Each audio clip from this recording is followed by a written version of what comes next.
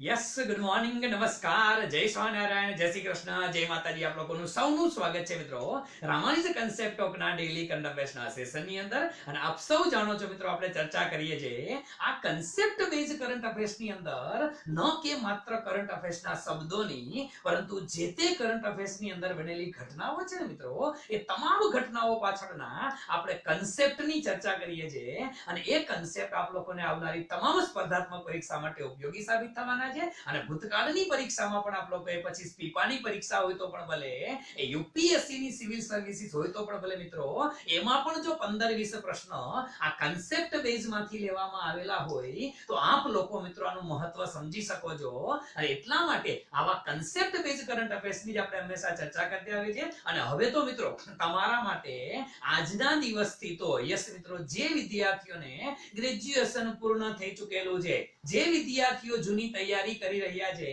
એ લોકો માટે તો ખાસ કહીશ મિત્રો કે હો ચુકા આગાज रण का युग बदलने की तैयारी हो चुका आगाज रण का युग बदलने की तैयारी जीत उसी की होगी जिसका संघर्ष है जारी जीत उसी की होगी जिसका संघर्ष है जारी सुकाम हो चुका आगाज रण का जीपीएससी परीक्षाना यस મિત્રો આ જીપીએસસી ક્લાસ 1 2 3 પરીક્ષાના શેડ્યુલ ની જાહેરાત થઈ ગઈ છે અને હવે તમારે તૈયારી કરવાનો સમય આવી ચૂક્યો છે મિત્રો અને આ તૈયારી કરવાના સમય માટે આપ લોકોને શું શું કરવું જોઈએ એની પણ વાતો આપણે કરવાના છે થોડી ઘણી વસ્તુઓ અને એના સિવાય આપણે ચર્ચા કરી આજના મોટિવેશનલ કોર્સ થી આજના સેશન ની અંદર મિત્રો એક ઘણી બધી બાબતો તમને મારે શેર કરવી છે ઘણી બધી નવી બાબતો આજે તમને જાણવા પણ મળવાની છે તો આ બાબતો માટે મિત્રો શરૂ કરીએ છીએ આપણે આજના મોટિવેશનલ કોર્સ સાથે આજના કરંટ અફેર્સ ની શરૂઆત મિત્રો 6 નવેમ્બર 2020 યાદ રાખજો મિત્રો આજનો દિવસ જે છે આજની વાતો જે છે એ તમને આવનારી ક્લાસ 1 2 3 ની પરીક્ષાની અંદર પાસ કરવા માટે ખૂબ જ ઉપયોગી સાબિત થવાની છે મારી ગેરંટી છે મિત્રો શરૂ કરીએ આજનો મોટિવેશનલ કોર્સ છે મિત્રો यूं ही नहीं मिलती राही को मंजिल एक जुनून सा दिल में जगाना पड़ता है यूं ही नहीं मिलती राही को मंजिल एक जुनून सा दिल में जगाना पड़ता है पूछा चिड़िया से क्या पूछा पूछा चिड़िया से कि कैसे बना आशियाना चिड़िया से पूछा कैसे बना आशियाना बोली भरनी पड़ती है उड़ान बार बार तिनका तिनका उठाना पड़ता है મિત્રો આ જિંદગીની અંદર યાદ રાખવા જેવી છે અને આજે જ્યારે જીપીએસસી 1 2 3 નું કેલેન્ડર બહાર પડી ગયું મિત્રો માત્ર 1 2 3 ની વાત કરો અને એસટીઆઈ ના જે જૂના ફોર્મ ભરાઈ ગયા તે વાત કરો ને મિત્રો તો 700 ઉપર જગ્યા તો એ થઈ ગઈ નવી જાહેરાત આવી એમાં 1200 જગ્યા છે અલગ અલગ ડિપાર્ટમેન્ટલ એક્ઝામ થી માંડી બધી થઈ જીપીએસસી ની 1200 થી વધારે જગ્યા એના માટે આ સેન્ટેન્સ કામનું છે મિત્રો શું કામ કે એમનમ મંજિલ ન મળે દિલની અંદર જુનૂન જગાડવું પડશે અંદરથી આગ લાગવી જોઈએ મિત્રો કે યસ આઈ કેન ડુ આગ અંદરથી જેથી લાગી તેદી કામ થશે અને આ તો ઉદાહરણ એટલા માટે આપ્યું છે કે પૂછા ચિડિયા સે કેસે બના આસિયાના એક ચકલીને જ્યારે તમે પૂછો ને કે આવડો મોટો માળો કઈ રીતે બનાવ્યો અને ત્યારે ચકલી કહે છે કે ભરની પડતી હે ઉડાન બાર બાર વારંવાર ઉડવું પડે અને એક એક તણખલું જે છે ને તિનકા તિનકા ઉઠાના પડતા હે એક તણખલું ભેગું કરો ને ત્યારે આ માળો બને છે મિત્રો આ એટલા માટે કહું છું કે છેલ્લા 6 મહિનાથી એ માર્ચ મહિનામાં જ્યારે લોકડાઉન ની શરૂઆત થયેલી હતી ત્યાર દિવસ સુધી અત્યાર સુધીમાં મિત્રોને હું તો ગૌરવ સાથે કહું છું કે લોકડાઉન ના સેકન્ડ ડે થી તમારી સાથે તમારી સામે કરંટ અફેર્સ લાઈવ લઈને ઉભો રહી ગયો તો આ છેલ્લા 6 મહિના દરમિયાન જે કોઈ પરિસ્થિતિ હતી જે કોઈ વિદ્યાર્થીઓએ જે તૈયારી કરેલી છે મિત્રો એ તૈયારી આ ચકલીની માળો બનાવવાની જેમ તમને એક તણખલું તમે ભેગું કરી લીધું છે જેને રેગ્યુલર લેક્ચર ભર્યા છે જેને રેગ્યુલર નોટ્સ બનાવેલી છે મિત્રો એ લોકોને આવનારી 1 2 ની પરીક્ષા માટે જરાય ચિંતા કરવાની જરૂરિયાત નથી આ કે તમે ઘણું બધું ભેગું કરી નાખ્યું છે અને નવા વિદ્યાર્થીઓ એને પણ ચિંતા કરવાની જરૂરિયાત નથી એનું કારણ તમને કહી દઉં કે હજી પરીક્ષા માટે આપણી પાસે સમય છે આજના કરંટ અફેર્સ ની શરૂઆત કરીએ એની પહેલા તમને એકાદ બે વસ્તુ માત્ર મારે કહેવી છે અને એ એકાદ બે વસ્તુ એટલે કે મિત્રો તો કે ખાસ કરીને જીપીએસસી 1 2 એ જે શેડ્યુલ ડિક્લેર કર્યું હા મિત્રો આના માટે થઈ અને આપણે કેવા કેવા પ્લાનિંગ કરી રહ્યા છે, વિદ્યાર્થીઓ માટે ઓનલાઈન પ્લસ ઓફલાઈન ની બેચ કઈ રીતે શરૂ કરી રહ્યા છે, ટેસ્ટ સિરીઝ કઈ રીતની હશે, આ સંપૂર્ણ માહિતી સાથે મિત્રો આજે અથવા તો આવતીકાલે આપની સામે ઉપસ્થિત થઈશ સંપૂર્ણ સ્ટ્રેટેજી સાથે જીપીએસસી ક્લાસ 1 2 3 ની આ માર્ચ એપ્રિલ વાળી પરીક્ષાની ફૂલ સ્ટ્રેટેજી સાથે આજે અથવા તો આવતીકાલે આપ લોકોની સમક્ષ વળી પાછો આવીશ મિત્રો, સંપૂર્ણ પરફેક્ટ સ્ટ્રેટેજી સાથે કે કઈ રીતે તૈયારી કરવી જોઈએ. પણ એટલું તો તમને કહી દઉં કે ભાઈ એક વસ્તુ ક્લિયર છે, આજનો દિવસ છે ને મિત્રો, આજનો દિવસ છે એ 6 ઓફ નવેમ્બર છે. હવે તમને લોકોને બધાને ખબર છે કે છે 1 2 ની પરીક્ષા છે એ દાસા સાહેબે જાહેરાત કરી કે છે 21/3 એ લેવામાં આવશે, બરોબર છે. અને બધાને ખબર છે કે ડીવાયએસઓ ની જે પરીક્ષા છે આ નવી જાહેરાતની વાત કરું છું, જૂની એસટીઆઈ તો 7મી માર્ચે છે પણ એ નવા વિદ્યાર્થીઓ માટે નથી, જેને જૂના ફોર્મ ભરાઈ ગયા હતા એના માટે હતી. એટલે આપણે માત્ર નવીની વાત કરીએ કે 200 જગ્યા મિત્રો ક્લાસ 1 2 માટેની છે અહીંયા, અને ડીવાયએસઓ ની જે જગ્યા છે 257 જેટલી જગ્યા ડીવાયએસઓ ની 18/4 લેવાની છે. આ બધાને ખબર છે. સિમ્પલ હિસાબ કરો ને મિત્રો, આજની તારીખને તમે જવા દો, કે ઘણા લોકો તો આજનો લેક્ચર સાંજે તમે જોવાના છો, લાઈવ વાળા આજનો દિવસ ગણો, પણ આપણે નો ગણીને તો એ સાદો હિસાબ તમને ખાલી કરી દઉં, પછી આપણે કરંટ ઉપર જ જવું છે. પણ આ આખી સ્ટ્રેટેજી આમાં શું કરવું ને ડિટેલ ચર્ચા આખા લેક્ચરમાં અલગથી હું કરીશ. પણ સિમ્પલ વસ્તુ કહું મિત્રો તો કે ભાઈ નવેમ્બર મહિનામાં દિવસો 30 હોય, આજે 6 તારીખ છે, 6 ગયા, બાકી વૈધા કેટલા ભઈલા તો કે 24 દિવસો વૈધા. ડિસેમ્બરમાં મને ખ્યાલ છે ત્યાં સુધી 31 છે, તમે નવું નો કાઢો તો ઓકે. જાન્યુઆરી મહિનાની અંદર 31 દિવસ છે, ત્યાર પછી ફેબ્રુઆરી મહિનો, હવે ફેબ્રુઆરી આ 2021 આવશે પછી જોજો, આ ફેબ્રુઆરી 2021 આવે એટલે એ લીપ યર નો હોય એટલે એમાં 28 દિવસ હોય. અને ત્યાર પછી મિત્રો માર્ચ મહિનાની અંદર જે વિદ્યાર્થીઓ 1 2 આપવાના છે 21 તો ભઈલા પરીક્ષા છે, તો તમારી પાસે માર્ચના કેટલા દિવસ વધ્યા તો કે ભાઈ 20 દિવસ વધ્યા. આ બધાનો સરવાળો કરો ને ભાઈ તો તમને ખબર પડે 4 ને 1 5, 5 ને 1 6, 6 ને 8 14 નો ચોગડો અહીંયા વધી 1 આવે, આ 3 તીડી 9 ને 10 11 12 ને 13 કેટલા ભાઈ 134 દિવસ હજી છે. આવતીકાલથી શરૂ કરો 1 2 ની તૈયારી, તોય તમારી પાસે ભઈલા 134 દિવસ છે. અને જો અહીંયા તમે 18મી એપ્રિલે વયા જાઓ ડીવાયએસઓ માટે, આ તો 1 2 ની વાત છે ભાઈ, જીપીએસસી ક્લાસ 1 2 માટે 134 દિવસ હજી છે. અને જો તમે અહીંયા વયા જાઓ તો અહીંયા માર્ચ મહિનાના આપણે 20 ગણ્યા હતા, આ તો એપ્રિલમાં પરીક્ષા છે તો 17 દિવસ એના, એપ્રિલના 17 દિવસ અને માર્ચના વૈધાઈ બીજા 11 દિવસ. કેટલા એડ કરવાના ભાઈ તો 1 ને 7 8 અને 28 દિવસ અમે એડ કરી નાખો. 28 દિવસ એડ કરો ને તો 134 + 28 કરો, 8 ને 4 12 ને 1 ને 6 ને 64. મિત્રો જે લોકોને ડીવાયએસઓ નો ટાર્ગેટ છે ને ભાઈ એની પાસે 164 દિવસ છે. 1 2 વાળા માટે 134 દિવસ હજી છે. તમે 7મી નવેમ્બર થી શરૂ કરો તો, અને આ સંપૂર્ણ સમય પૂરતો છે મિત્રો, બહુ ચોખવટ કરીને કહું છું, પૂરતો સમય તમારી પાસે છે. જે લોકો આજના દિવસથી પહેલેથી એકડો ઘૂંટે અને પહેલેથી શરૂઆત કરો મિત્રો તો 134 દિવસ જીપીએસસી 1 2 ની પીટી માટે ઓછા નથી ઓછા મિત્રો. 4.5 મહિના તમારી પાસે છે. પણ આ 4.5 મહિનામાંથી હવે તમારી પાસે દિવાળીના વેકેશનનો સમય નથી મિત્રો. દિવાળીના તહેવાર ઉજવવાનો સમય હવે નથી રહ્યો. આ લોકડાઉનમાં રોજ તહેવાર જ ઉજવ્યા છે, ઘરે બેઠા તહેવાર જ ઉજવ્યા છે. એ બધી વસ્તુ સાઈડમાં રાખી અને મંડો તૈયારી કરવા. 134 દિવસ હોય કે 162 દિવસ હોય, એનો ઉપયોગ કેમ કરવો, શું કરવું જોઈએ, ટેસ્ટ સિરીઝ કઈ રીતે શરૂ કરશું, ઓનલાઈન બેચ કઈ રીતે શરૂ થશે, આની સંપૂર્ણ વિગત લઈ અને આપણે વળી પાછા આખા સ્પેશિયલ સ્ટ્રેટેજી સેશનની અંદર મળવાના છે. પણ આજે તો હવે વાત કરીએ મૂળ મુદ્દા ઉપર આવી. આજે જે મુદ્દાની વાત કરવી છે એ પણ એવો મુદ્દો છે, પરીક્ષાના દ્રષ્ટિકોણથી સંકળાયેલો મુદ્દો. અને એ કયો છે તો કે આજે વાત કરવી છે મારે ચૂંટણીની આચાર સંહિતા. મિત્રો આજે આપણે વાત કરશું શેના માટેની તો કે મોડેલ કોડ ઓફ કન્ડક્ટ ની વાત કરશું. શેની વાત કરશું? મોડેલ કોડ ઓફ કન્ડક્ટ, એટલે ગુજરાતીમાં આપણે એને આદર્શ આચાર સંહિતા કહીએ છીએ. શું કહીએ છીએ? આદર્શ આચાર સંહિતા. આ ગુજરાતીનો શબ્દ થોડો ભારે ભારે લાગે એવો લાગે છે, એટલે આપણે મોડેલ કોડ ઓફ કન્ડક્ટ ની વાત કરશું. Okay, model code of conduct એટલે કે આચાર સંહિતા છે શું, અને અત્યારે શું કામ લાઇમલાઇટમાં છે, તો કે ભાઈ તમને બધાને ખબર છે અત્યારે ઇલેક્શન હાલે છે. બિહારના ઇલેક્શન ની વાત કરી, ગુજરાતના ઇલેક્શન ની વાત કરો, ઈ કે છે ગુજરાતના અને બિહારના હાલે છે, અને પાછી સાહેબ કે અમેરિકામાં હાલે છે. હા, ઈ આપણે એકાદ સેશન ની અંદર અંકલ સેમ ડોનાલ્ડ ટ્રમ્પ ની વાતો કરશું, બિડેન ની વાત પણ કરશું, એ પછી વાત કરશું, આજે નહીં. ઇલેક્શન નો માહોલ અત્યારે છે. પરીક્ષક પેપર સેટ કરતી વખતે વિચારે કે ઇલેક્શન છે અને ઇશ્યુ બનેલા છે. શું ઇશ્યુ બનેલો? આ મોડેલ કોડ ઓફ કન્ડક્ટ શું કામ લાઇમલાઇટમાં છે? નો તમને ખબર છે તાજેતરની અંદર જે ચૂંટણીઓ થઈ, એ ચૂંટણીઓની અંદર શું થયું મિત્રો, તો કે મધ્યપ્રદેશના પૂર્વ સીએમ હતા જેનું નામ હતું કમલનાથ. આ બધા જાણતા હશો, મધ્યપ્રદેશના પૂર્વ સીએમ ચીફ મિનિસ્ટર કમલનાથ. હવે આ કમલનાથ સાહેબે ચૂંટણીના પ્રચાર દરમિયાન, હમણાં લાઇમલાઇટમાં શું કામ આવ્યા, તો કે ચૂંટણી પ્રચાર દરમિયાન એને એક મહિલા જે ઉમેદવાર હતા, વિપક્ષના જે મહિલા ઉમેદવાર હતા, એ મહિલા ઉમેદવાર ઉપર ટિપ્પણી કરી.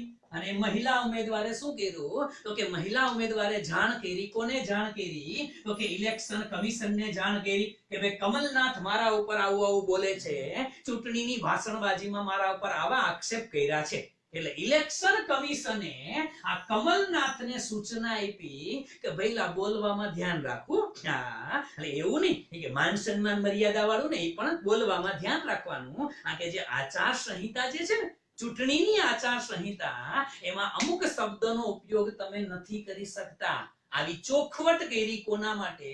આ કમલનાથ માટે ઇલેક્શન કમિશને ચોખવટ કરી. અને ઇલેક્શન કમિશનમાં આપ લોકો જાણો છો મિત્રો કોણ છે, તો કે આ બધા જાણો છો ચીફ ઇલેક્શન કમિશનર કોણ છે અત્યારે, તો કે સુનિલ અરોરા છે. આ બધાના મગજમાં હોવું જોઈએ ભાઈ.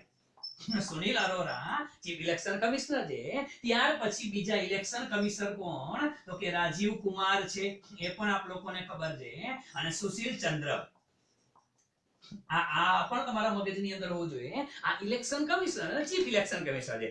ઇલેક્શન કમિશન ઉપર આપણે ઘણી બધી વાતો કરેલી હતી, અને તમે યાદ કરો લગભગ ગયા અઠવાડિયે જ આપણે વાત કરેલી હતી કે ચૂંટણી ખર્ચ માટે એક હરીશ કુમારની કમિટી બેસાડવામાં આવી હતી કે ચૂંટણી ખર્ચ જે છે, ઉમેદવારોને ચૂંટણી ખર્ચમાં વધારો કરવાનો છે.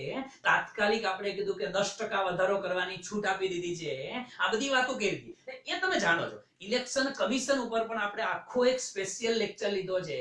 જેને નથી જોયો એ લોકો જોઈ લેજો, YouTube ચેનલ ઉપર અને Facebook ઉપર, બંને ઉપર આપણો લેક્ચર જોવા મળશે.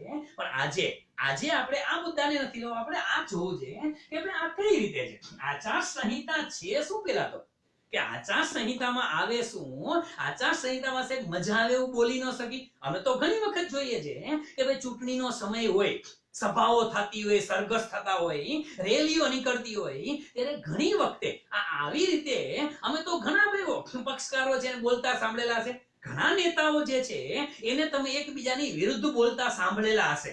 તો શું આ બોલી શકાય કે જાહેરમાં ન બોલી શકાય? આ બધી વસ્તુ છે ને મિત્રો, એને જ આચાર સંહિતા કહે છે. કે ઇલેક્શન વખતે કોઈ પણ ઉમેદવાર કોઈ પણ વિપક્ષની અંદર, વિપક્ષના સંદર્ભમાં કે શાસક પક્ષના સંદર્ભમાં કોઈ પાર્ટી પ્રત્યે, કોઈ ઉમેદવાર પ્રત્યે શું બોલી શકે, શું ન બોલી શકે, આ બધી જ વસ્તુઓને શું કહેવાય? કોડ ઓફ કન્ડક્ટ કહેવાય, એને આચાર સંહિતા કહેવાય. હવે પ્રશ્ન થાય, સામાન્ય રીતે શું થાય મિત્રો, ઘણી વખત એક નોર્મલ પીપલ, સામાન્ય જનતાને તો છે ને મિત્રો ઘણી વખત ખબર જ નથી કે આચાર સંહિતા છે શું, આચાર સંહિતામાં હોય છે શું. આ વસ્તુ ઘણાને ખબર નથી હોતી. પરંતુ આચાર સંહિતા જે છે એનો એક જ હેતુ છે. શું હેતુ છે?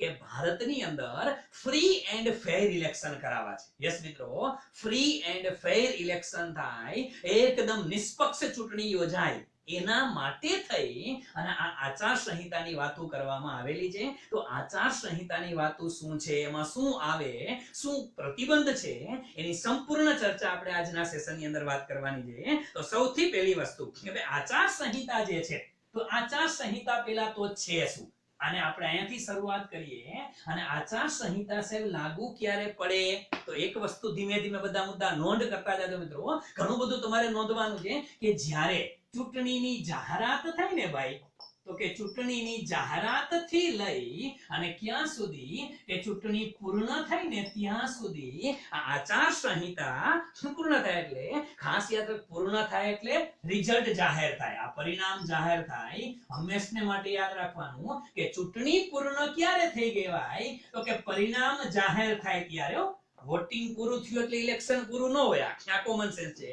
ચૂંટણી પૂર્ણ થાય એટલે કે રિઝલ્ટ જાહેર થાય ત્યાં સુધી આ આચાર સંહિતા લાગુ પડે છે. આ પહેલી વસ્તુ આ છે. પ્રશ્ન રહે કે સાહેબ આવી આચાર સંહિતા છે એ ભારત દેશની અંદર લગાવવામાં આવી, એની પાછળના કારણ શું છે? કારણ ઘણા બધા છે મિત્રો. કે જૂના જમાનાની અંદર પહેલા જે તે વખતે ચૂંટણી જ્યારે થતી ત્યારે, અત્યારે શું છે એની ઉપર આપણે પછી જાશું, પણ જે તે વખતે આખા બૂથ કેપ્ચરિંગ કરી રાખવામાં આવતા હતા. પછી ઘણી વખત મતદાતાઓ જે છે એ લોકોને પ્રલોભન આપવામાં આવે, પૈસા આપવામાં આવે. કોઈ વિપક્ષ ઉમેદવાર હોય એની વિરુદ્ધમાં ખોટા જૂઠાણા ફેલાવવામાં આવે અને મતદાતાઓને પોતાની તરફ ખેંચવાના પ્રયત્ન પાર્ટીઓ કરતી. આવું ન કરે ને એટલા માટે મિત્રો યાદ રાખજો, ભારતમાં ઇલેક્શન કમિશન તો પછી શરૂઆત કરી, પણ સૌથી પહેલા 1960 ના વર્ષની અંદર આ મુદ્દાને તમારે યાદ રાખવાનો છે મિત્રો કે 1960 ની અંદર કેરળ વિધાનસભા જે છે, કારણ કે એજ્યુકેશનનું પ્રમાણ આમે વધારે છે પહેલેથી આપને ખબર છે. 1960 માં કેરળ વિધાનસભા દ્વારા જે વિધાનસભાની ચૂંટણીઓ હતી એ ચૂંટણીની અંદર એક આચાર સંહિતા રજૂ કરવામાં આવી. કોના દ્વારા? એ વિધાનસભા દ્વારા રજૂ કરવામાં આવી હતી કે પક્ષકારોએ આટલી બાબતોનું ધ્યાન આ ચૂંટણી પ્રચાર કરતી વખતે રાખવાનું છે. આવા ખોટા વાયદા કરવાના નથી, આવું વર્તન કરવાનું નથી. આવી આચાર સંહિતા પહેલી વખત ભારતમાં ક્યાં આવી? કેરળની અંદર આવી. પછી શું થયું મિત્રો? તો કે 1962 માં આ પણ યાદ રાખજો મિત્રો, 1962 ની અંદર ઇલેક્શન કમિશન દ્વારા એક આચાર સંહિતા રજૂ કરવામાં આવી. કોના દ્વારા? ઇલેક્શન કમિશન દ્વારા 1962 ની અંદર લોકસભાની જે ચૂંટણી હતી એ લોકસભાની ચૂંટણી દરમિયાન આચાર સંહિતા રજૂ કરવામાં આવી કે ઉમેદવારોનું, પાર્ટીનું, બધાનું વર્તન કેવું હોવું જોઈએ. અને ત્યાર પછીથી મિત્રો ભારત દેશની અંદર આ જે આચાર સંહિતાનો મુદ્દો છે ને એ મુદ્દો ચાલી ગયો. પછી હજી એક વસ્તુ તમને કહું કે આચાર સંહિતા ચાલી તો ખરા 1979 ની અંદર, 1979 ની અંદર ઇલેક્શન વખતે શાસક પક્ષો, હવે આ સેના માટે એવું એની થોડીક વાત કરીશ કે શાસક પક્ષના સંદર્ભમાં આ અગત્યનો મુદ્દો છે. ડિટેલ ચર્ચા આપણે આગળ કરીએ છીએ શાસક પક્ષ શું ન કરી શકે, પણ શાસક પક્ષે, કારણ કે પોતે પક્ષ પાર્ટીમાં છે, પોતાની સરકાર છે, પોતાની સરકાર હોય તો પણ ચૂંટણી દરમિયાન એને અમુક બાબતોનું ધ્યાન રાખવું પડે. સરકારી મશીનરીનો ઉપયોગ અહીંયા ન કરી શકે. આવી ઘણી બધી બાબતો છે, આપણે આગળ ચર્ચા કરીએ છીએ. પણ એના સંદર્ભમાં 1979 ની અંદર એક આદર્શ આચાર સંહિતા રજૂ કરવામાં આવી હતી. અને એ આદર્શ આચાર સંહિતા એટલે રજૂ થઈ હતી, યાદ કરો, આપણે પાર્ટ 1 ની અંદર થોડોક તમને સાઈડ ટ્રેક ઉપર લઈ જાઉં સમજાવવા માટે. સમજો, બે ઉપયોગી છે એટલે એવું નથી વાર્તા કરવાનો છું. આપણે હમણાં એક સેશન લીધેલો તો તમને યાદ હોય તો પંચવર્ષીય યોજનાનો 5 યર પ્લાન નો સેશન, એમાં આપણે એવું કીધેલું હતું, સમજો મિત્રો, કે 1951 થી આ પ્રથમ પંચવર્ષીય યોજના હતી ને ભાઈ, એ ક્યારે લાગી? 1951 થી 56, બરોબર છે. બીજી પંચવર્ષીય યોજના હતી એ ક્યારે હતી? તો કે 56 થી 61. પછી આપણે બધાને ખબર હતી ત્રીજી પંચવર્ષીય યોજના 61 થી 66.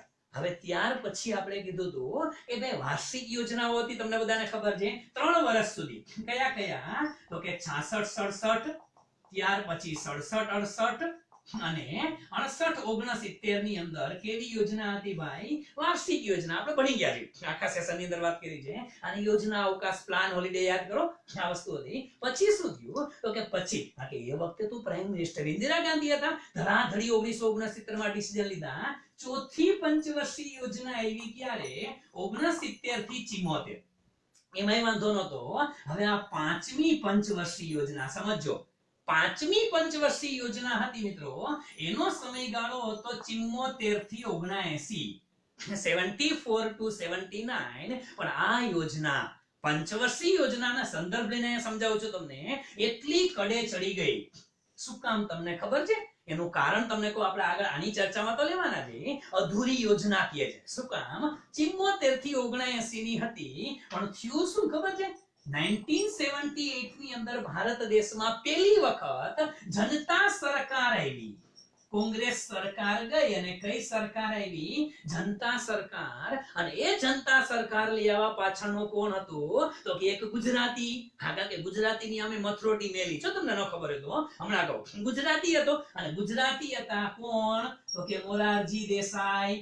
હવે ગુજરાતી વ્યક્તિ મોરારજી દેસાઈ, એની ખાસિયત એવી ખડી ગઈ. શું? એને આવીને ડાયરેક્ટ કીધું, આપણે ત્યારે યાદ કરો શું કીધું હતું? આયોજન પંચ છે, એના અધ્યક્ષ કોણ હોય? આયોજન પંચના અધ્યક્ષ કોણ હોય ભાઈ? હોદ્દાની રૂએ વડાપ્રધાન ને. જેવી મોરારજી દેસાઈની સરકાર 78 માં આવી, કઈ યોજના ચાલુ હતી? 5મી યોજના ચાલુ હતી. એને પૂછ્યું, ભઈલા શું ચાલે છે? तो ये तो किया नहीं सर, फोग चल रहा है. એવું ન કહે ક્યાં ચલ रहा है કે ફોગ આઈ નહીં, ક્યાં ચલ रहा है. એને કીધું કે 5મી યોજના ચાલુ છે. અચ્છા, એનો અધ્યક્ષ તો હું. કે હા સાહેબ તમે જ અધ્યક્ષ છો. કોને બનાવી? કોને બનાવી હતી?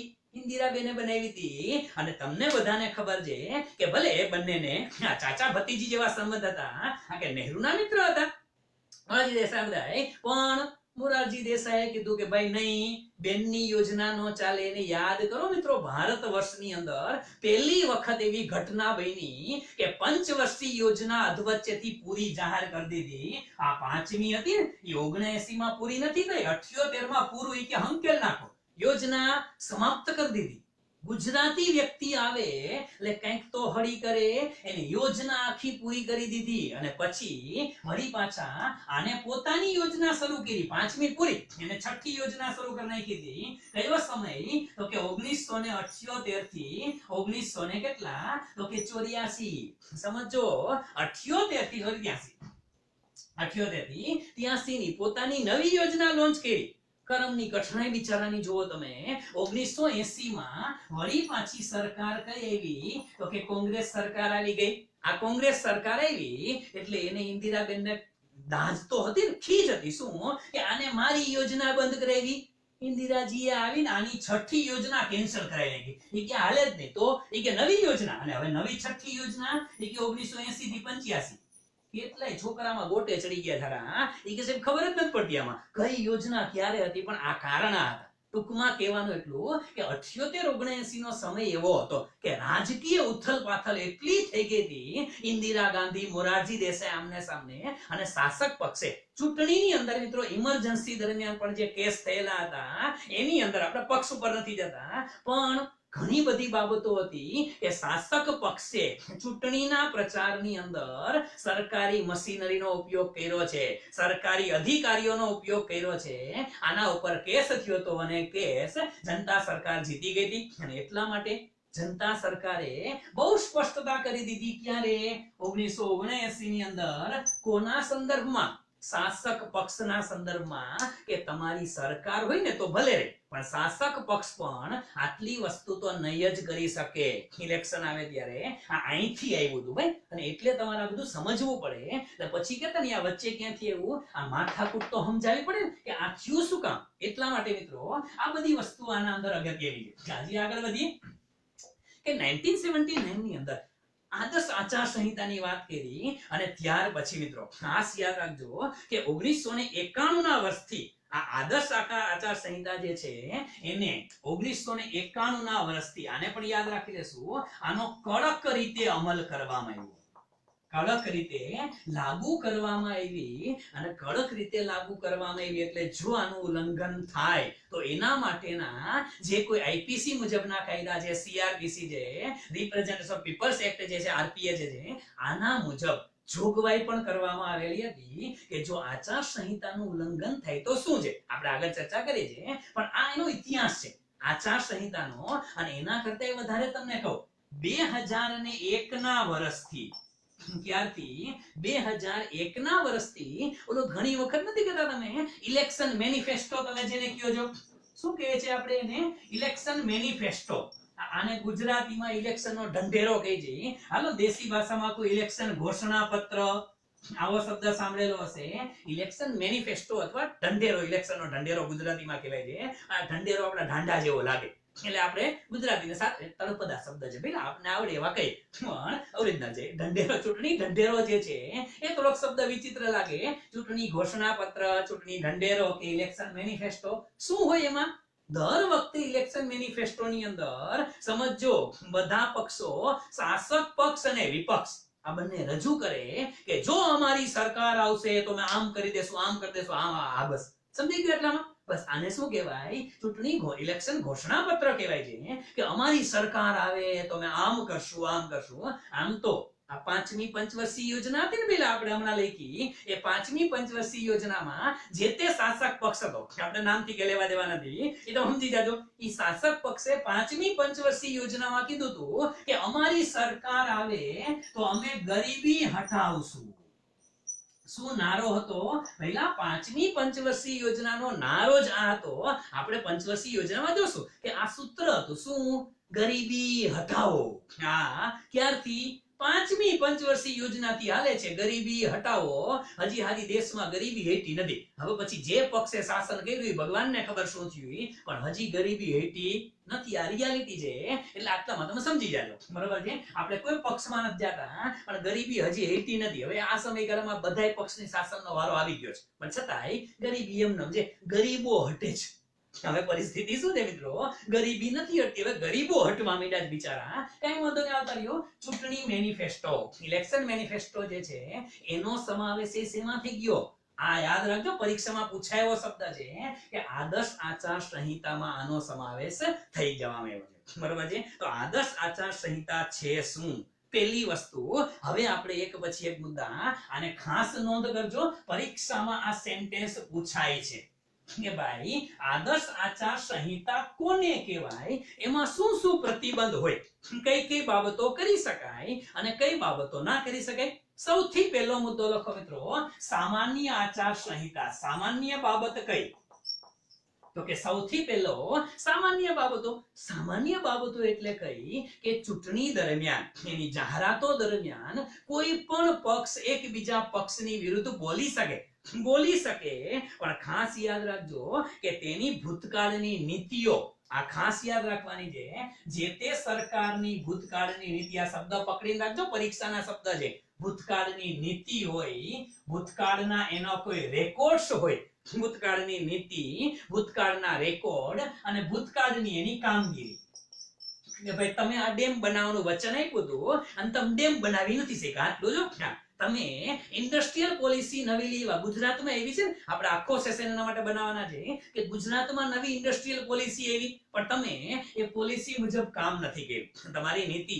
અલગ હતી તમારા ભૂતકાળના રેકોર્ડ આવા છે આના વિશે કહી શકાય સમજો ચૂંટણી દરમિયાન કોઈ પણ ઉમેદવાર પોતાના સભા કરે સરઘસ કાઢે રેલીઓ કાઢે જે કરે પણ એના માટે આટલી વસ્તુઓ તમે બોલી શકો ભૂતકાળમાં જે તે પક્ષની સરકારના રેકોર્ડ્સ આટલા આવા હતા એના વિશે તમે લોકો બોલી શકો પણ ખાસ યાદ રાખજો કે અહીંયા કોઈ પણ પ્રકારની જ્ઞાતિ અથવા જાતિ વિશે આ યાદ રાખજો આટલું કરી શકાય પણ કોઈ પણ ઉમેદવારને તેના જાતિ પ્રત્યે એના ધર્મ પ્રત્યે એના સંપ્રદાય પ્રત્યે તમે કોઈ વાત કરી નહીં શકો આ યાદ રાખજો કોઈ પણ વ્યક્તિને એના ધર્મ જ્ઞાતિ જાતિને પક્ષને વચમાં આવવો ન જોઈએ તમે એમ ન કહી શકો કે માની લો ઉદાહરણ માટે કહું છું તમને સમજાય એટલે કે તમે લોકો સ્વામિનારાયણ સંપ્રદાય પાળો છો આ ચાંદલા વાળા બધા સ્વામિનારાયણ સંપ્રદાય વાળા ઈ આમ ને ઓલો સંપ્રદાય આમ છે નહીં તમે ન કહી શકો મિત્રો કોઈ પણ ધાર્મિક સત્તા સંપ્રદાય કોઈ પણ વ્યક્તિને એની જ્ઞાતિ જાતિ વિશે તમે કઈ બોલી ન શકો આ યાદ રાખજો આના વિશે તમે બોલી ન શકો શેના માટે બોલી શકો એની નીતિ વિશે એના રેકોર્ડ વિશે અને એની કામગીરી વિશે અને યાદ રાખજો કે ઘણા બધા રિપોર્ટ એવા આવતા હોય તમે ન્યૂઝની અંદર જોજો ઘણા બધા મજા આવે એવી સંસ્થાએ કોઈ પ્રાઇવેટ સંસ્થાએ કોઈ અહેવાલો બહાર પાડ્યા કોઈ રિપોર્ટ બહાર પાડ્યા અને એ રિપોર્ટની અંદર એવું આવેલું છે કોઈ સરકાર આમ હતી તો એવા રિપોર્ટ જે છે ને એ કોઈ પણ રિપોર્ટની ખરાઈ કર્યા વગર કોઈ પણ પ્રકારના જે રિપોર્ટ છે એની ખરાઈ કર્યા વગર તમે રિપોર્ટને આધારે કોઈના વિશે ટિપ્પણી નહીં કરી શકો જો એ રિપોર્ટ ઓથેન્ટિક છે સરકારે બહાર પાડ્યો છે એ પક્ષે પોતે બહાર પાડેલો હોય તો તમે ટિપ્પણી કરી શકો. ઓથેન્ટિક રિપોર્ટ ન હોય તો તમે ટિપ્પણી પણ કરી શકતા નથી. આ વસ્તુ ખાસ યાદ રાખવાની છે. અને પોતાના વિચારો વિરુદ્ધ એમાં કરી શકો છો. અને વિરોધ કરવાની પ્રવૃત્તિ છે, પણ કોઈના વિચારોનો વિરોધ ન કરી શકો. કોઈના ધર્મનો, જ્ઞાતિ, જાતિનો વિરોધ નથી કરી શકતા. આ સામાન્ય બાબત તમારે ધ્યાનમાં રાખવી પડે. આ પહેલી વસ્તુ છે. બીજો મુદ્દો એસેમ્બલી એટલે કે સભા તમારે કરવી હોય, સભા કે મીટિંગ કરવી હોય, તો સભા કે મીટિંગ વખતે શું છે, એનો એ નિયમ છે. સભા કરવાની, મીટિંગ કરવાની દરેક પક્ષકારને છૂટ છે. દરેક પક્ષકારને, ઉમેદવારને છૂટ છે. પરંતુ આ મીટિંગ યોજતા પહેલા જે સ્થાનિક પ્રશાસન છે, સ્થાનિક પ્રશાસન એની મંજૂરી પણ લેવી પડે અને એટલે જાણ કરવી પડે. સ્થાનિક પ્રશાસનને એને જાણ કરવી પડે. ભાઈ, ચૂંટણીની સભા મજા આવે યા ન થાય. મને મજા આવે તો મારા ઇન્સ્ટિટ્યૂટની બહાર ચૂંટણીની સભા ન કરી શકું. આચાર સંહિતા છે, કોડ ઓફ કન્ડક્ટ છે યાર. મારા ક્લાસીસની અંદર હું ન કરી શકું. જો મારે ચૂંટણી સભા કરવી હોય, રાજકોટના કોઈ ચોકની અંદર કરવી હોય, મોટા ગ્રાઉન્ડની અંદર કરવી હોય, તો શું પેલો નિયમ છે? એની સ્થાનિક પ્રશાસન સંસ્થા એટલે કે તમારે કલેક્ટરને આવેદન આપવું પડે. ત્યાર પછી તમારે સીપી સાહેબની મંજૂરી લેવી પડે.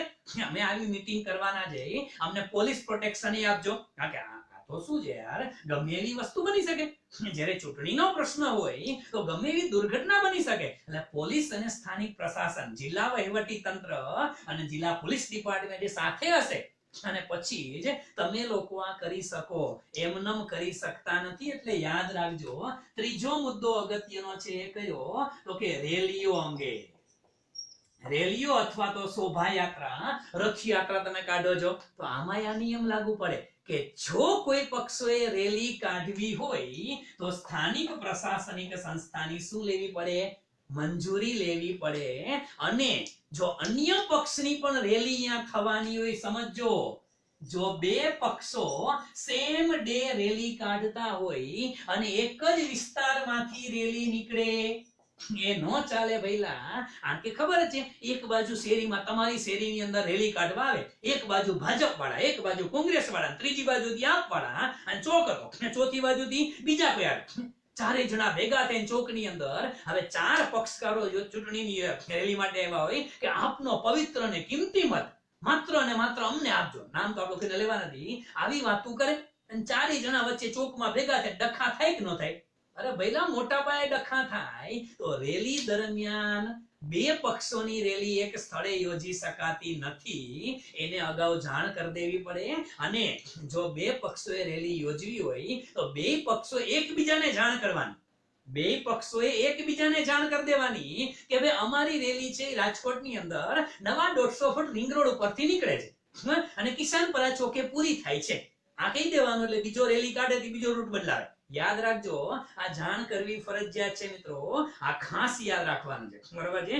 ત્યાર પછી આ ચોથી વસ્તુ આની અંદર આવે છે, મતદાન વખતે. આ આચાર સંહિતા ખાલી ચૂંટણી પહેલા પૂરી નથી થતી. આપણે કીધું ક્યારે પૂરી થાય? રિઝલ્ટ જાહેર થાય ત્યારે. તો મતદાન વખતે શું ધ્યાનમાં રાખવાનું? તો ખાસ યાદ રાખજો, કોઈ પણ પક્ષના જે કાર્યકરો છે, આ પરીક્ષાના શબ્દ છે એટલે યાદ રાખજો કે કોઈ પણ પક્ષના કાર્યકરો એ મતદાન મથકે આવી શકે છે, પરંતુ એને જે તે આપેલા પોતાના બેઝ જે છે, પોતાના આઈડેન્ટિટી કાર્ડ સાથે લગાવવાના છે. આ પહેલી વસ્તુ છે. અને એ પોતે કયા પક્ષનો છે એ પોતાના પક્ષનો કોઈ ચિહ્ન પોતાની પાસે રાખી ન શકે. એટલે કે ખિસ્સામાં બીજેપીની કે કોંગ્રેસની પેન ના રાખી શકે, લોગો ન લગાવી શકે, અને ગળામાં બીજેપી કોંગ્રેસ આપનો ખેસ ન પહેરી શકે, માથામાં ટોપી ન પહેરી શકો. મતદાન મથકે તમે કોઈ પણ પક્ષના હોય, શાસક પક્ષ કે વિપક્ષ હોય, તમે તમારી આઈડેન્ટિટી ઊભી થાય કે હું આ પક્ષનો છું એવી કોઈ પણ વસ્તુ મતદાન મથકે લઈ જઈ નથી શકતા મિત્રો. આ આચાર સંહિતા કહે છે. તો આ વસ્તુ તમારા મગજની અંદર ક્લિયર કટ હોવી જોઈએ. ત્યાર પછી જ્યારે મતદાન કરવાનું હોય ત્યારે શું છે, તો કે ખાસ કરીને જ્યારે વોટિંગ કરવાનું થાય, વોટિંગ કરતી વખતે શું થાય છે મિત્રો, તમને લોકોને ખબર હોય કે જે મતદાતા છે, જે મતદાતા હોય છે એ મતદાતાના નામ વાળી ઓલી કાપલી આપે. તમને લોકોને ખબર હોય કે ચૂંટણી વખતે તમારું નામ હોય, તમારો ચૂંટણી વોટિંગ કરવા જાઓ તો તે કાપલી છે જેમાં નંબર ને બધી તમારી ડિટેલ લખેલી છે. આ ચૂંટણી આ કાપલી જે છે ને એ કાપલી પણ કોરા પેજ ઉપર આપી શકાય. હવે કહેવામાં અત્યારે અપાય છે તમને ખબર જ છે, માત્ર કાપલી આચાર સંહિતાનો કેટલો ભંગ થાય છે ને એ આ બધા ઉપરથી તમે સમજી શકો છો મિત્રો. આ તો માત્ર તમને ઓફિશિયલ વાતો કરું છું. આમાંથી શું પાલન થાય છે શું નથી થતું તમને બધાને ખબર છે. ચોપાનિયા વેચાય છે, ચોપાનિયા વેચાય છે મતદાન મથકની અંદર મિત્રો. આપણે કોઈ પક્ષ ઉપર નથી જતા પણ રિયાલિટી ભારત દેશની આ છે. મને કઈ વાંધો નહીં, કોરા પેજમાં કાપલીમાં તમારું નામ સરનામું હોય, કોઈ પક્ષનો સિક્કો ન હોય, ન ભાજપ કોંગ્રેસ આપ કોઈ પણ વાળા આની અંદર પોતાના સિમ્બોલ વાળી કાપલી ન આપી શકે. મારી તમારી ઘરે બધાયના ઘરે બધાય પક્ષની કાપલીના લોગો વાળી જ આવે છે. તમને ખબર છે મને ખબર છે, ન કરી શકે. આના માટે આચાર સંહિતાનો ભંગ કર્યો કહેવાય મિત્રો. આ યાદ રાખજો. ત્યાર પછી એક વસ્તુ અગત્યની છે, છઠ્ઠો મુદ્દો ઓબ્ઝર્વર. આ ખાસ યાદ રાખે કે મતદાન વખતે એક વ્યક્તિ જે છે એની નિમણૂક નિરીક્ષક તરીકે કરવામાં આવે છે. સેના તરીકે? ઓબ્ઝર્વર તરીકે. નિરીક્ષક જે છે એનું કામ શું છે કે કોઈ પણ પક્ષ દ્વારા આચાર સંહિતાનો ભંગ થતો હોય તો એના ઉપર કાર્યવાહી કરવાની જવાબદારી કોની હોય? આ ઓબ્ઝર્વરની હોય. ભલે સ્થાનિક નેતા હોય, જે તે સંસદ સભ્ય છે ધારાસભ્ય છે ઈ વોટિંગ કરવા આવવાના છે, પણ સંસદ સભ્ય કે ધારાસભ્ય વોટિંગ કરવા આવે તો એના ખભામાં ખેસ ન હોવો જોઈએ એની પાર્ટીનો, એના ખિસ્સાની અંદર લોગો ન હોવો જોઈએ. ક્યારે આ યાદ રાખજો. એ વોટિંગ કર્યા પછી પોતાના ખિસ્સામાંથી ભાજપનું કમળનું ફૂલ કાઢે, એ પંજો બતાવે, એ કોઈ પણ વસ્તુ આ કોઈ પણ ચિહ્ન બતાવતા ન હોવા જોઈએ, ન કરી શકાય. આવું બતાવે તો એને આચાર સંહિતાનો ભંગ કર્યો કહેવાય. અને એ જવાબદારી કોની? એ ઓબ્ઝર્વરની છે. તો આ બાબતને પણ તમારે ધ્યાનમાં રાખવાનું છે. તો આ વસ્તુ છે. ત્યાર પછી આપણે કીધું કે 79 ની અંદર 1969 ની અંદર મિત્રો કીધું કે 1979 થી શાસક પક્ષના સંદર્ભમાં. કયા પક્ષના સંદર્ભમાં મિત્રો? શાસક પક્ષના સંદર્ભમાં આચાર સંહિતાની વાત કરવામાં આવી. તો ભાઈ શાસક પક્ષના સંદર્ભમાં શું આચાર સંહિતા લાગી આ યાદ રાખવાની છે. એને હું અહીંયા અલગ રીતે નોંધ કરું છું કે શાસક પક્ષે શું ધ્યાનમાં રાખવાનું ભાઈ? તો કે શાસક પક્ષે સરકારી મશીનરી જે છે, સરકારી મશીનરી એનો ઉપયોગ કરવાનો નથી. ચૂંટણી પ્રચારમાં જાઓ તો કોઈ પણ શાસક પક્ષ છે, એમપી એમએલએ ને માંડી અને બધા લોકોને ગવર્મેન્ટે જે ગાડી આપેલી હોય કે વોટેવર માઇટ બી, તો ગવર્મેન્ટની ગાડીનો ઉપયોગ તમે ના કરી શકો. તમે શાસક પક્ષમાં મંત્રી છો, માની લ્યો તમને સમજાવવા માટે કહું, તમે શાસક પક્ષમાં મંત્રી છો, તમારી પાસે ગવર્મેન્ટ ઓફ ગુજરાતની ગાડી છે, તો તમે કોઈ ચૂંટણીમાં જાઓ છો, ભાષણ આપવા જાઓ છો, સમજો તમે કોઈ સભામાં જાઓ છો, રેલીમાં જાઓ છો, ભાષણ આપવા જાઓ છો, તો ગુજરાત સરકારની ગાડી લઈ અને કોઈ પણ મંત્રી એ જઈ ન શકે. સમજાય છે? આ સરકારી મશીનરી છે, સરકારના પૈસાનું પેટ્રોલ છે, સરકારના પૈસાની ગાડી છે. સરકાર એટલે જાહેર જનતા. સમજો, સરકાર એટલે કોઈ પક્ષ ને, આપણે તમે ને હું સરકાર છીએ ભાઈ. કારણ કે આપણે આપણા પ્રતિનિધિને મૂક્યા છે, ચલાવવા માટે આપણે એને મૂક્યા છે. લોકશાહીમાં તમે ને હું જ સરકાર કહેવાય. આ યાદ રાખજો. ઓકે, આ સરકારી જે કંપની છે, સરકારના પૈસા છે, દેશના પૈસા મંત્રીઓ વાપરી ન શકે.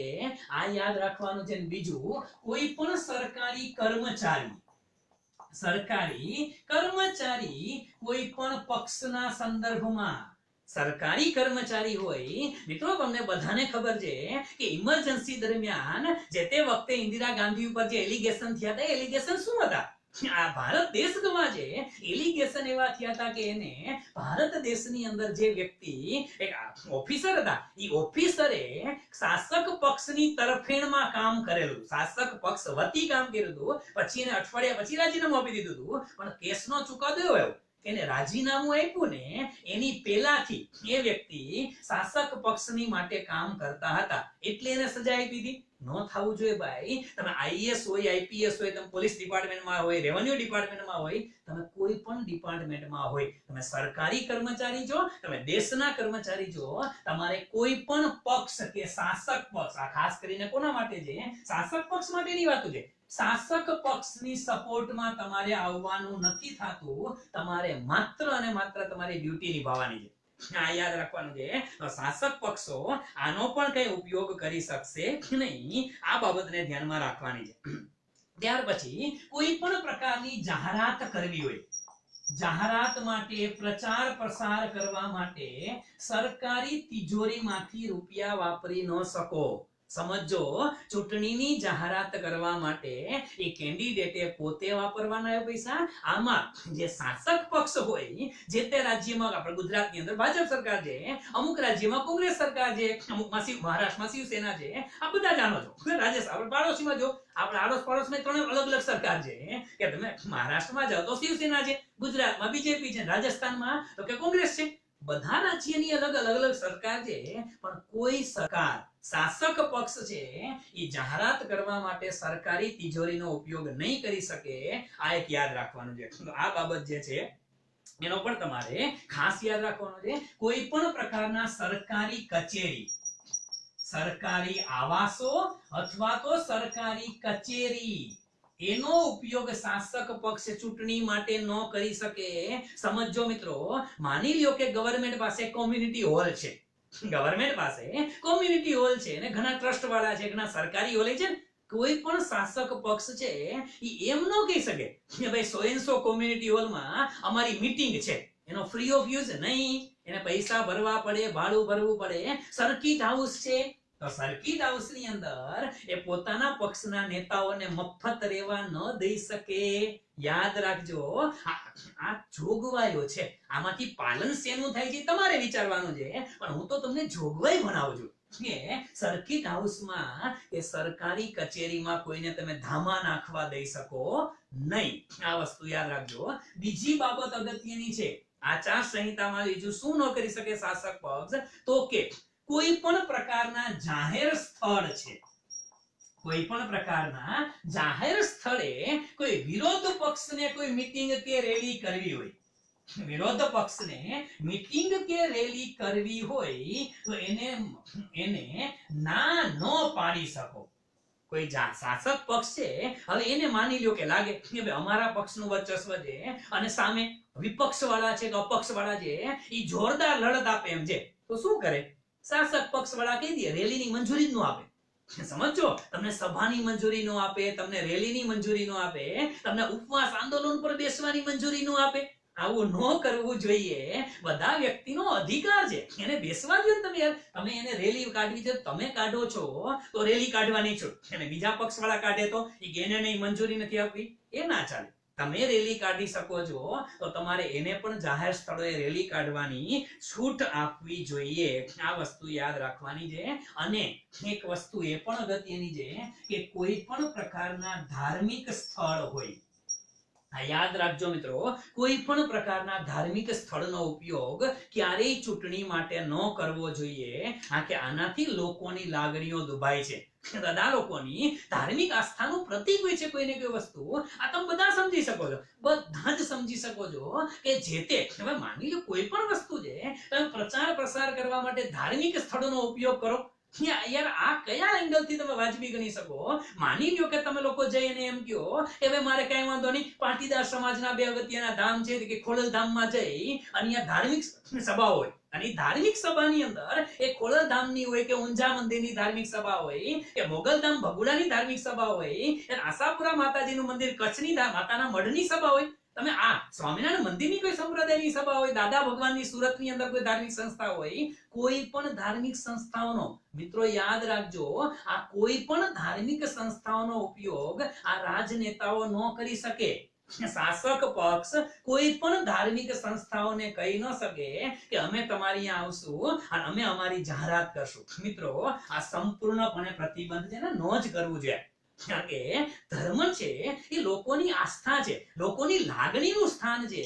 અને ત્યાં તમે પોલિટિક્સ લઈ આવો તો કે એ તો વાજબી નથી. ત્યાં લોકો પોતાની આસ્થા માટે આવે છે, એ પોતાની લાગણી માટે આવે છે, દેવી દેવતા માટે આવે છે, એટલે તમને સાંભળવા નથી આવતા. એટલે આ બધી બાબતો જે છે મિત્રો એને પણ ધ્યાનમાં રાખવી જોઈએ. તો આ વાત છે મિત્રો શેના માટેની, તો કે આચાર સંહિતાની. આમ તો ઘણી બધી વાતો વધારે કરી નાખી છે, પણ કઈ વાંધો નહીં, આ બધા મુદ્દાઓ પણ અગત્યના તો છે. આચાર સંહિતા આપને લાગે કે સાહેબ કોઈ પક્ષ દ્વારા કે કોઈ વ્યક્તિ દ્વારા આ તમે જે આચાર સંહિતાઓ લખાવી, જો એનું પાલન ન થાય તો એના ઉપર કોઈ પગલા લેવામાં આવે.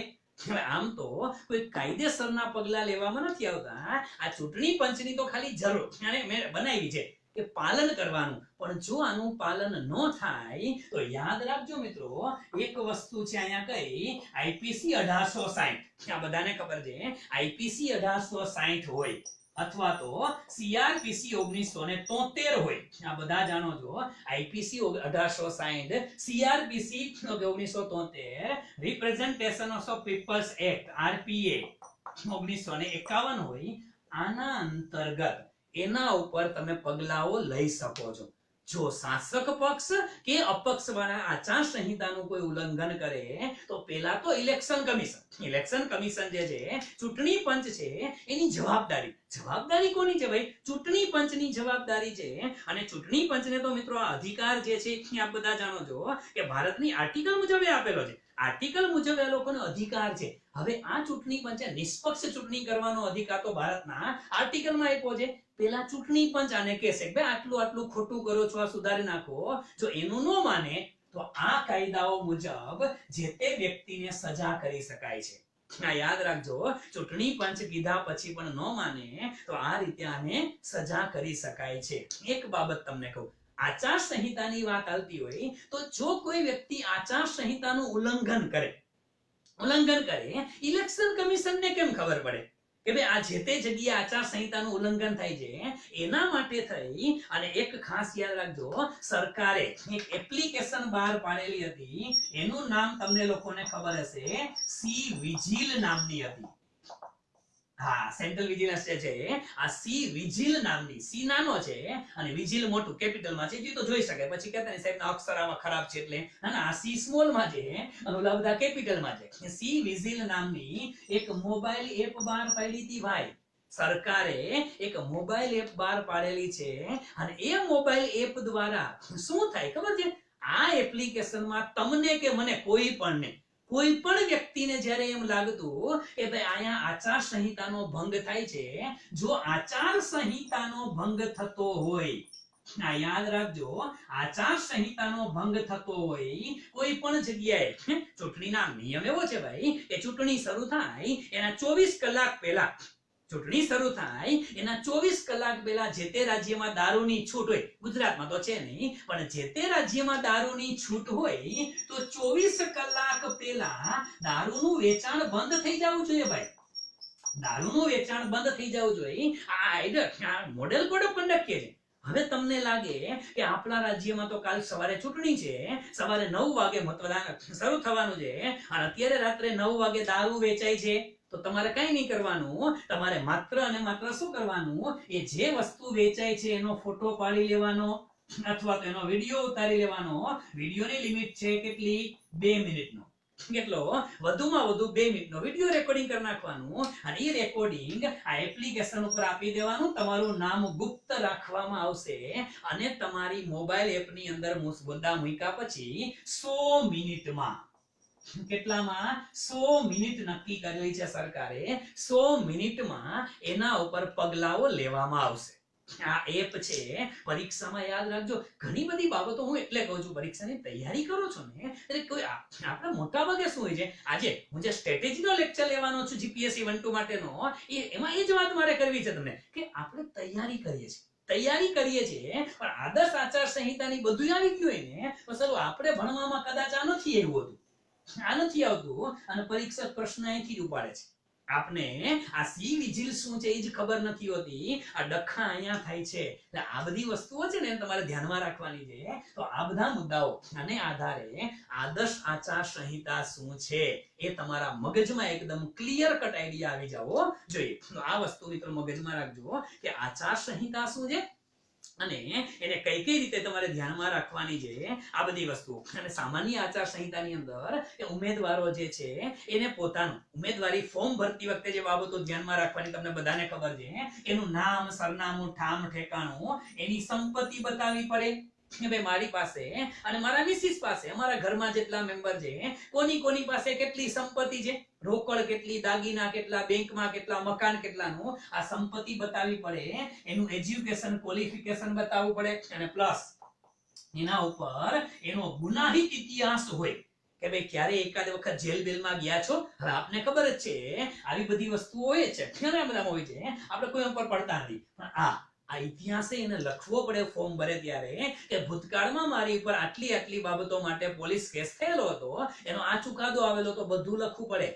ઉમેદવારી પત્ર ભરે ને ભાઈ ત્યારે એને બધું લખવું પડે. આ આચાર સંહિતાનો ભાગ છે.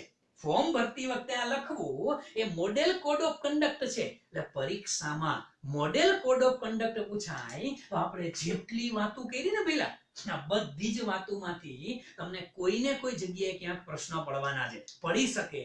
અને આપણે શું કરીએ છીએ, આપણે રટ્ટો મારીએ છીએ, આપણે સમજતા નથી. એટલે આમાંથી સેન્ટેન્સ વાળા ક્વેશ્ચન આવે. તો સેન્ટેન્સ વાળા ક્વેશ્ચનમાં આપણે ગોથે ચડી જઈએ. શું કામ? ઈ કે બે ખબર હતી, ત્રીજું નહોતી ખબર, અને અકડ બકડ કરવા જાય અને ખોટો પ્રશ્ન પડે અને રહી જાય.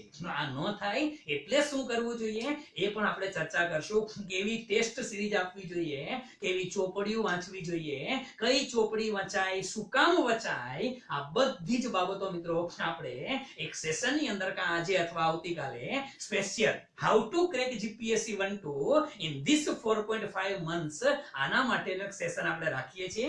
એની અંદર આપણે સંપૂર્ણ ચર્ચા કરવાના છે કે શું કરવું જોઈએ આ બધી જ વસ્તુ. અને મિત્રો આ જે બાબતો છે ને એ અત્યાર સુધીમાં જેટલા ઉમેદવારો જે મારી અંદરમાં પાસ થયેલા છે ને, હા ઘણી વખત એવું થાય છે કે પાસ થયેલા ઉમેદવારો જે છે એ તો એની સારી બાબતો તમને કહેવાના છે, પણ હું તો તમને એ બાબતો કહીશ કે એને બીજી ટ્રાય શું કામ થઈ ગઈ.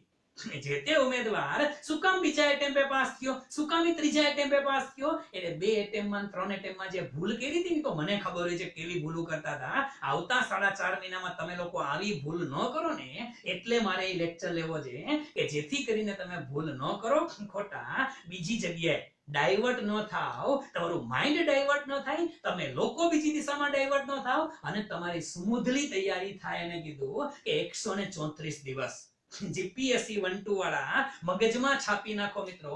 134 દિવસ તમારી પાસે છે અને દિવાયસો વાળા લખી નાખો 162 દિવસ. આટલો સમય હું માનું છું ત્યાં સુધી, આટલા મારા 18 વર્ષના એક્સપિરિયન્સ ઉપરથી તમને કહું છું મિત્રો, it is sufficient time period.